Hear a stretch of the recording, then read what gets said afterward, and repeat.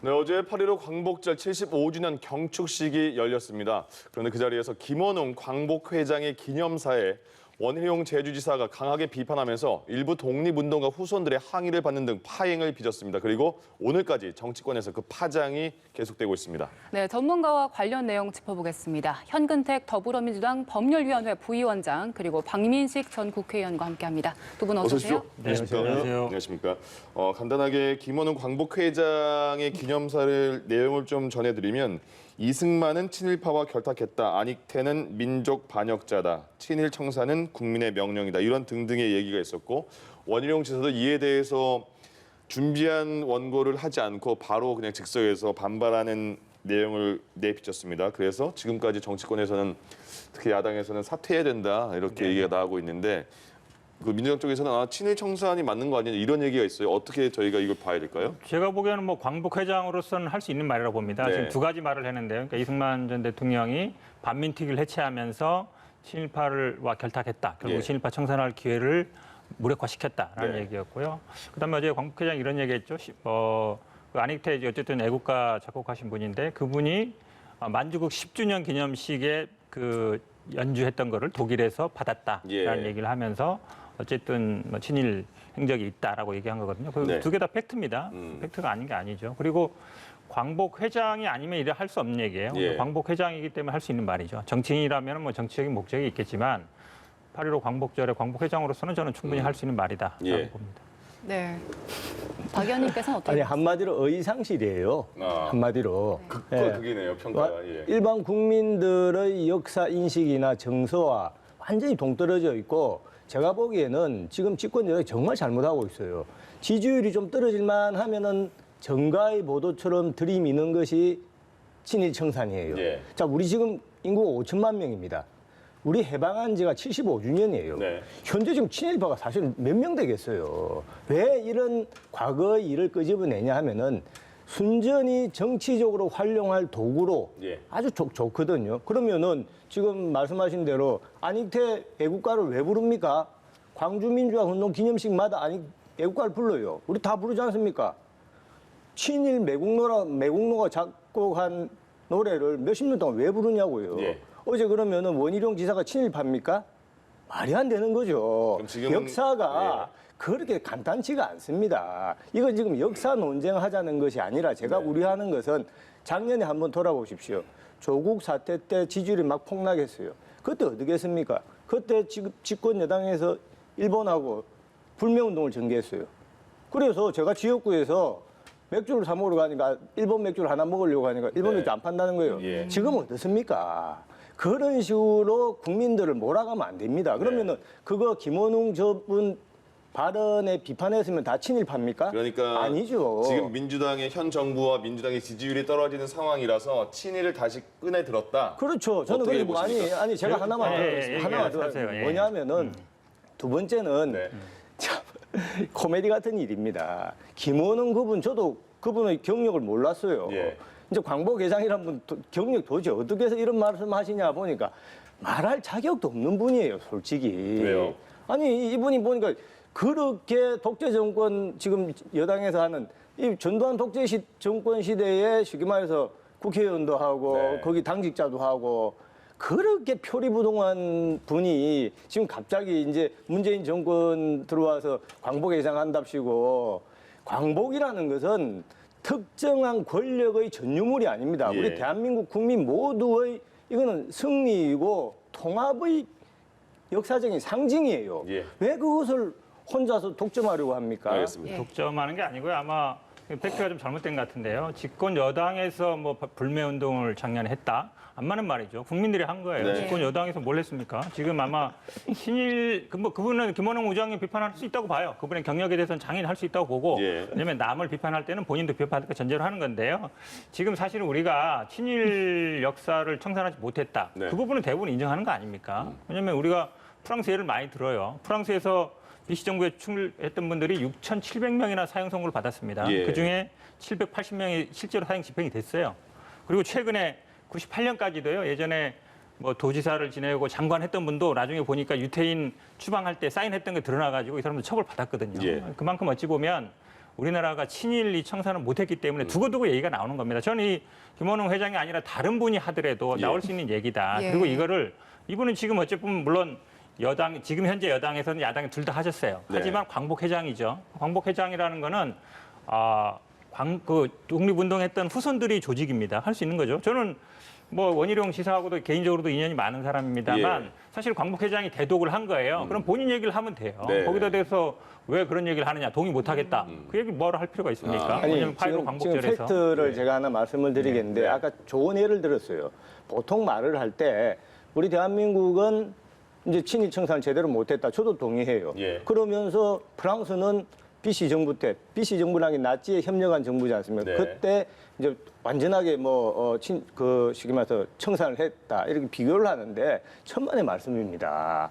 그 BC 정부의 수반이 누구였습니까? 패땡 원수라는 사람입니다. 그 패땡 원수가 선고 받았지만 사형 집행이 됐습니까? 아까 말씀하신 안 됐죠. 것처럼 맞아요. 7천 명이 사형 선고를 받았지만 실제 사형 집행된 사람은 700명이 불과해요. 예. 왜 그러냐?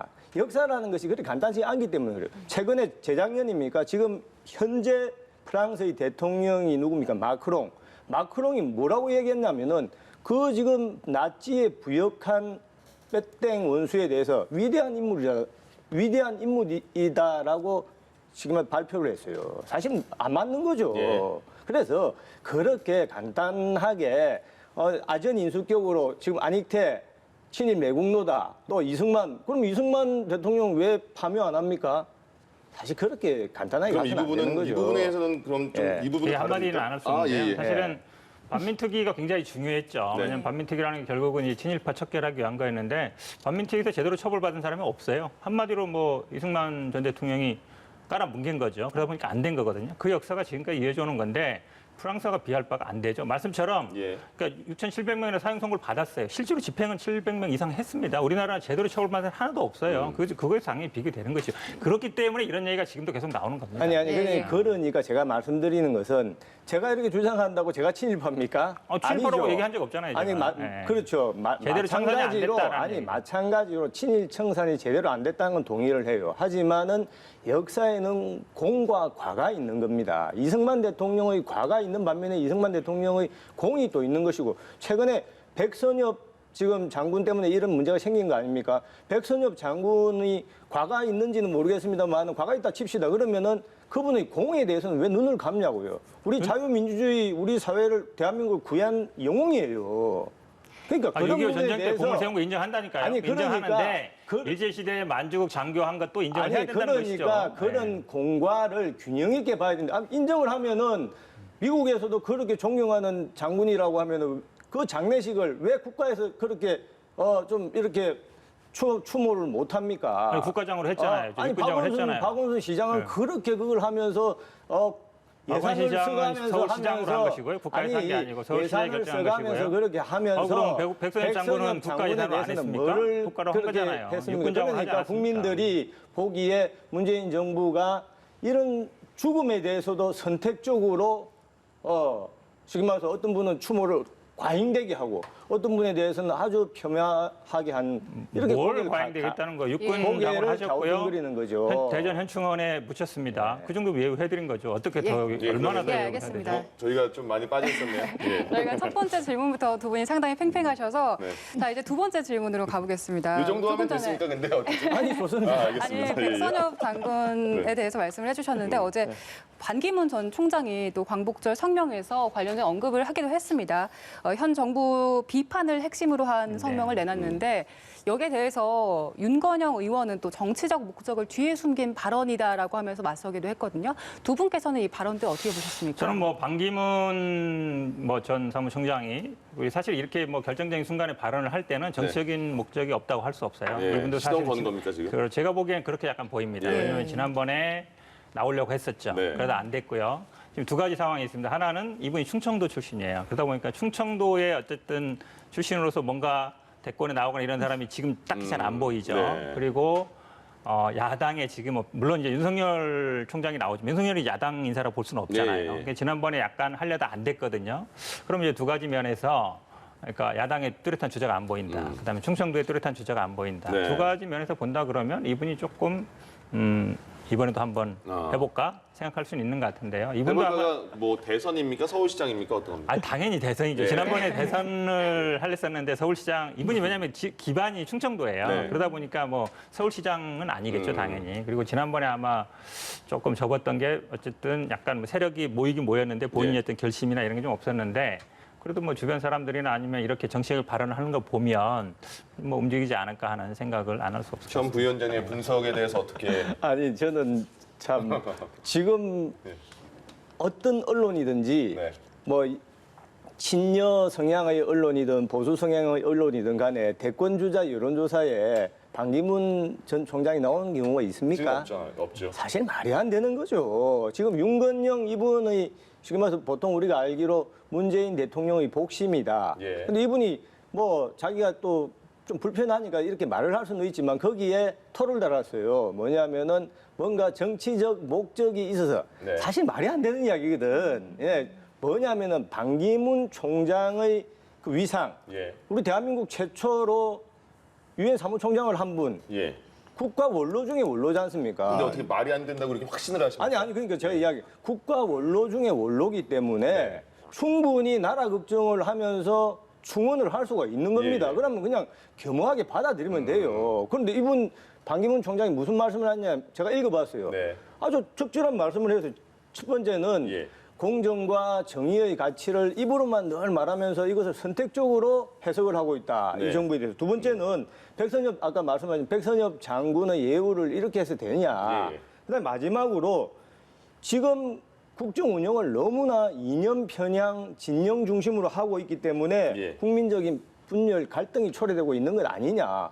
아니 국가 원로가 당연히 할 수 있는 이야기예요. 거기에 무슨 정치적인 배후가 있고 정치적인 목적이 있는 겁니까? 보통 이렇게 발언을 하면 정치적으로 아이, 보이지 그렇게 하시면 안 되죠. 않습니까? 아니 아까 제가 말씀했지 않습니까? 이분이 지금 대선 주자 후보군에 있다라고 하면은 충분히 알겠습니다. 예, 그렇게 생각할 수도 제가 딱 있지만 10초만 얘기할게요. 전혀 아니죠. 오늘 발언 중에 보면 앞에 이제 원희룡 지사 얘기 나오고 네. 일단 반기문 전 사무총장 얘기 나오는데요. 예.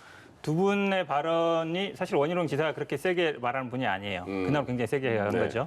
두 분 얘기가 언급되는 것 자체가 벌써 정치적인 얘기인 거예요. 원희룡 지사 지금 나오려고 하고 있잖아요. 예. 반기문 지사 가만히 있으면 되죠.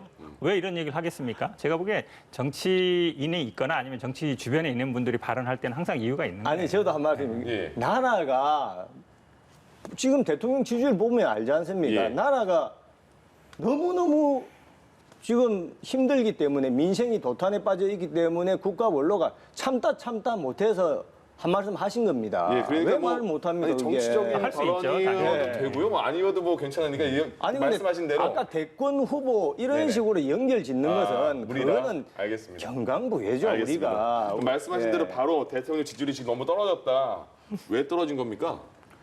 모든 아마 언론이 분석하기도 그렇고요. 지금 예. 아마 6주째 계속 나오고 있죠. 예. 예. 부동산 정책 실패 가장 큰 원인인 것 네. 같습니다. 제가 보기에는 뭐 그게 아마 30% 이상인 것 같고요. 뭐 제가 보기에도 부동산 정책에 실망한 어쨌든 수도권 30, 40대 여성 이런 분들의 지지율이 떨어지고 있기 때문에 부동산 정책 실패가 가장 큰 원인으로 보고 그러면 있습니다. 부동산 정책 실패라고 말씀하셨는데 그러면 다른 대안책이 또 나오는 겁니까? 제가 보기에는 부동산 정책으로 또 승부를 걸 수밖에 없어요. 네. 원인이 이거라면 이걸 피할 방법은 없거든요. 그럼 예. 부동산의 지금 가격 안정화를 시키는 방법밖에 없습니다. 네. 제가 보기에는. 예. 왜냐하면 그거 이외에 다른 방법은 없어요. 일단 정책적으로는 그렇고 그다음에 제가 보기에는 아마 지금 우리 계속 얘기했습니다마는 야당과의 협치 굉장히 네. 중요합니다. 국회에서. 지금 뭐 법사위원장 때문에 18대 0으로 갔지만 저는 아마 뭐 11대 7 얘기가 잠정적으로 있었기 때문에 법사위원장 문제라든지 아니면 이 뭐 전반기 후반기 나누는 문제, 그다음에 11대 7로 잠정적 합의가 됐었거든요. 예. 그런 부분이 결국은 여야 간의 협치, 국회에서 이루는 방법, 제가 보기엔 두 가지가 가장 중요하다고 봅니다. 예. 박 의원님은 어떻게 아니 뭐 저도 동감인데 네. 이제 부동산 문제 하나 때문에 그런 것은 아니고 네. 사실 이제 대통령 중심제에서 임기 지금 4년째지 않습니까? 자연스러운 현상이에요. 레임덕이 오는 건 자연스러운 현상인데 좀 더 다른 정권보다 좀 빠르다라는 느낌을 가지는데 레임덕이라고 보시는 겁니까 지금? 그렇죠. 근데 이제 시작이죠. 근데 그것이 부동산 문제뿐만 아니라 아까 말씀드린 것처럼 이제 지금 야당과의 협치라 늘 문재인 대통령 주장은 했지만은 행동으로 보여준 적은 한 번도 없어요. 그냥 오히려 의회의 독주예요. 예. 독주고 또 어떤 검찰 개혁이다 이런 개혁 문제에 있어서도 그냥 공정과 정의의 가치 이런 거를 말로는 그렇게 하는데 사실은 국민들이 느끼기에는 그냥 아전인수. 예를 들어서 공정 정의하면서 뭐 근데 조국 장관 사태다 또 윤미향 의원 사건이다 이럴 때 그런 것을 말로 하는 것을 제대로 몸으로는 못 보여주고 있거든요. 알겠습니다. 그러면 최근에 그럼 반대로 지지율이 상승한 통합당의 경우에는 지금 표정 관리 굉장히 많이 하는 것 같거든요. 아, 저는 호남도 네, 가고 네. 통합당의 뭐 행동은 어떻게 보십니까? 굉장히 위협적이죠. 네. 지금 이제 기본소득 얘기 나오고요. 우리 예, 당에서도 그렇습니다. 이제 못했는데. 건강검진 1호로. 그렇죠. 예. 그다음에 지금 4년 사선 연임 제한 얘기 그렇습니다. 나오고 18세는 출마할 수도 있다. 그전에는 이제 공항에도 투표 선점에 가는 그렇죠. 느낌이에요. 그다음에 지금 뭐 광역 기초의원 통합대 나오는데 우리 당에서도 정강정치에 못 넣었거든요. 네. 굉장히 어찌 보면 앞서가는 거예요. 근데 이제 그런 부분이 있죠. 제가 뭐 디스하는 건 아니고요. 2012년에도 경제민주화로 굉장히 넣었어요. 사실 정강정책 바꾸는 건 굉장히 쉽습니다. 네. 당대표가 해서 하면 돼요. 예. 근데 이걸 실질적으로 실천을 옮기는 게 어렵거든요. 실천을 옮기려면 입법화하고 정책으로 예. 만들어야 돼요. 저는 아마 거기 좀 나가야 된다. 알겠습니다. 사실은 2012년에도 이게 다 경제민주화 다 들어왔었어요. 했다가 비대위원장 그만두면서 싹 없어졌거든요. 예. 그러면서 5.18 폄훼 발언도 하고 했는데 이번에는 좀 더 실질적으로 실천으로 정책으로 만들어졌으면 하는 바람이 있습니다. 예. 통합당 많이 바뀌고 있는 겁니까? 뭐 저는 뭐 지지율에 일희일비해서는 안 되고 하나만 말씀드리고 싶은 근데 건 너무 일희할 수밖에 없는 지지율이 나왔어요. 아니 그거는 뭐 아니에요? 전혀 그렇지 않다고 네네. 생각하고 중요한 것은 지금 김종인 비상대책위원장이지 않습니까? 거기서 이제 제시하는 어젠다 중에 가장 핵심적인 것이 기본소득. 근데 이것이 곰곰이 생각해 보면은 기본소득이라는 것은 무조건적으로 모든 국민에게 보편적으로 준다는 것이거든요. 예. 이것이 원래는 보수의 가치입니다. 보수라는 것이 공동체를 유지하는 것이 않습니까? 공동체에서 탈락한 소외된 사람들을 네. 최소한 어느 식으로 보장해 준다는 것이기 때문에 이런 기본소득 어젠다는 우리 알겠습니다. 보수의 가치로 계속 예. 추진해 가야 된다. 두 분간 일단 여기서 좀 빠르게 인사를 네. 드려야겠고요. 예.